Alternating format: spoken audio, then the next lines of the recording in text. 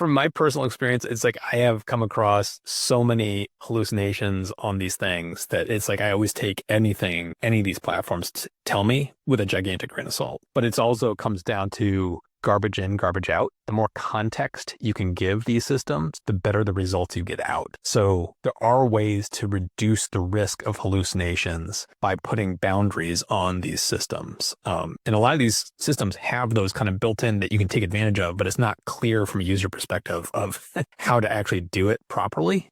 Which brings me back to the whole thing. I think the secret sauce of AI is not the models, it's the products that are built around them, and building good products to make it very intuitive and really empower the things that we're using and making them better is the thing we're striving for. But the actual models, it's like if you're using ChatGPT or using Claude, they have these little things called like either spaces or like workspaces where you can go in and you can attach to the workspace the knowledge that you are interested in. So let's say you're working on a product requirements doc, a PRD for your business, and you have PDFs and spreadsheets. You can attach those all to the workspace. Then you can talk to the AI about like what you're trying to have it do or questions you have. And it's using that as its knowledge. And you will find that it's not going to really hallucinate pretty much at all.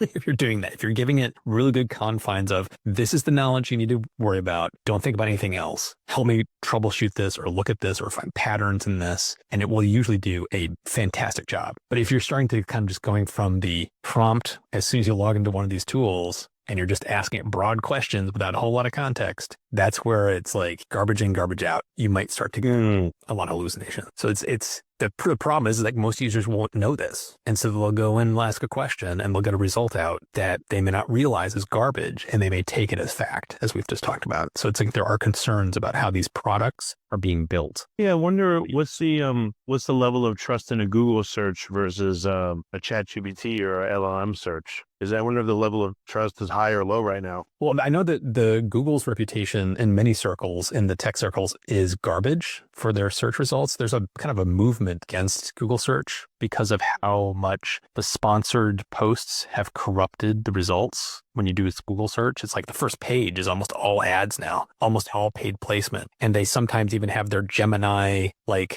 summary at the top. And then if you pay attention to some of those summaries, sometimes those summaries are like hallucination fever dreams. They're like horrendous, completely inaccurate, doing a horrible job. And this is a product that is out there today used. Yeah. So there's a kind of an upswell of kind of like the downward spiral that Google's put their own search results into, which is going to drive people to things like Perplexity if they're getting better results and better output using these new tools. Well, to turn it more positive, you gave one positive example earlier. You were able to, curate news feeds and feed your material for your channel. Like you've kind of 80/20'd it with it, which is great. Have you tried stuff like had an LLM like digest like every video you've ever done and point out topics you haven't covered? Or let's say on a particular video, analyze all the comments and tell me the predominant things that people are saying in here instead of going through them all? I like the way you think because yes, I have done all of that. Like when you look at my production workflow, I have a small team that helps me produce these videos. I've basically tried to automate and add AI tools to help us on everything from the pre-production to the post-production. So the actual deep research is still done by humans. The actual writing is still done by humans. It's still me on camera. It's still a human video editor. But when you're talking about the finding ideas for content for the RSS feeds, when you're talking about analyzing, is this video potentially going to perform well? Or what's the